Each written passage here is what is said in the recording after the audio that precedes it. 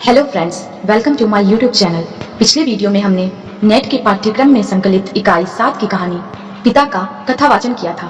अगर आपने उस वीडियो को नहीं देखा तो नीचे डिस्क्रिप्शन में उस वीडियो का लिंक दिया है, आप आसानी से वो वीडियो देख सकते हैं। आज के इस वीडियो में हम पिता कहानी के परीक्षा उपयोगी महत्वपूर्ण बिंदुओं पर चर्चा करेंगे। तो आइए देखते हैं इस कहानी के महत्वपूर्ण बिंदुओं को। पिता ज्ञानरंजन द्वारा रचित महत्वपूर्ण कहानी है। ज्ञानरंजन साठोत्तरी कहानी के बहुचर्चित हस्ताक्षर हैं।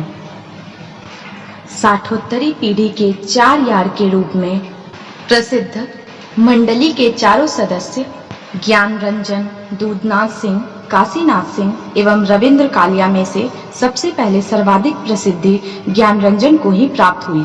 हालांकि ये चारों अपने ढंग के श्रेष्ठ रचनाकार हैं।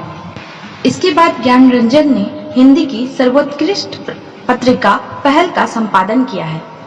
इनके द्वारा रचित प्रमुख कहानी संग्रह हैं फैंस के इधर उधर, क्षणजीवी, सपना नहीं। मुख्यतः ज्ञानरंजन जी की कहानियों की सबसे बड़ी विशेषता है समकालीन यथार्थ पर उनकी मजबूत पकड़, अनुभवों की समग्रता एवं सहज मानवीय संवेदना। अब हम बात करेंगे पिता कहानी के पात्रों की। इस कहानी के पात्र हैं पिता, कप्तान भाई, दादा भाई, सुधीर और देवा, जो सुधीर की पत्नी है। इस कहानी के उद्देश्य को बिंदुओं के माध्यम से आइए समझते हैं। पिता कहानी में पीढ़ियों का संघर्ष व्यक्त हुआ है। इस कहानी में रूढ़ियों से चिपके पिता के जिद्दी रूप को रेखांकित किया गया है। अपनी जिद और पुरानी मान्यताओं और विश्वासों से वे इस हद तक चिपके होते हैं कि किसी प्रकार का नयापन वे स्वीकार नहीं कर पाते। पिता को पारिवारिक असंतृप्ति के कारण अकेलापन या किसी प्रकार की असुविधा नहीं उठानी पड़ती, बल्कि वे स्वयं चीजों के प्रति तटस्थता और अन्य मनस्कता दिखाते हैं। पिता कहानी के पिता असहाय नहीं हैं, वे परिस्थितियों के अनुरूप खुद को ढाल लेते हैं। वे स्वाभिमानी हैं, किसी का एहसान नहीं लेना चाहते, यहाँ तक कि अपने बेटों का भी नहीं। तो इस प्रकार हम देखते हैं कि संयुक्त परिवार के टूटने में 2 पीढ़ियों के बदलते मूल्य और उसके कारण मानवीय संबंधों में आई दरार कैसे जिम्मेदार है। अब हम इस कहानी के महत्वपूर्ण पंक्तियों को देखते हैं। घर में लड़के सुविधाएं जुटाते हैं, पर पिता उनसे अनासक्त हैं और बच्चों का अनुरोध नहीं मानते। परिवार के सदस्य हार जाते हैं और पुत्र को लगता है पिता एक बुलंद भीमकाय दरवाजे की तरह खड़े हैं, जिससे टकरा टकरा कर हम निहायत पिद्दी और दयनीय होते जा रहे हैं।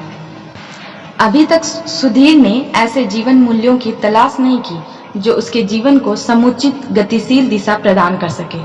पुरानी पीढ़ी से उसका टकराव जारी है, पर वह इतना तो सचेत रहता ही है कि यह टकराव निष्ठुरता की हद को ना छू ले, क्योंकि उस पीढ़ी से इसे बहुत कुछ पाना है।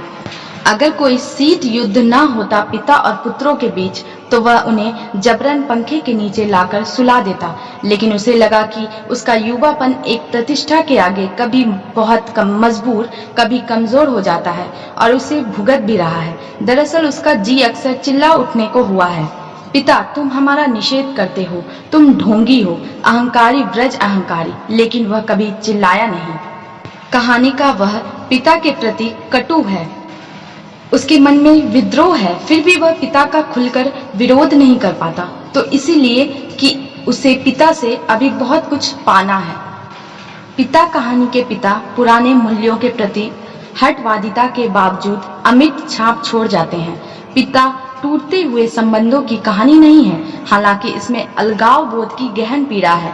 यहाँ खास बात यह देखने को मिलती है कि युवा पीढ़ी पिता से नहीं करती, बल्कि पिता ही जाने अनजाने समूचे परिवार से अपने को काट लेते हैं।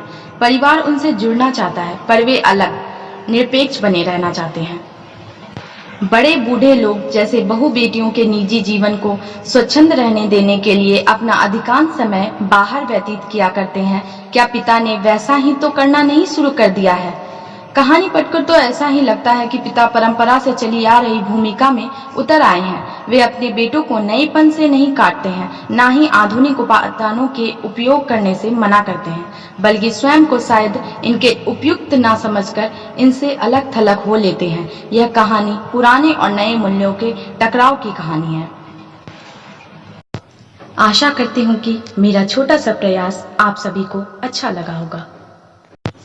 अगर वीडियो पसंद आए तो चैनल को लाइक, शेयर, सब्सक्राइब करें और बेल आइकन दबाएं ताकि आने वाली वीडियोस की नोटिफिकेशन आपको मिल पाए।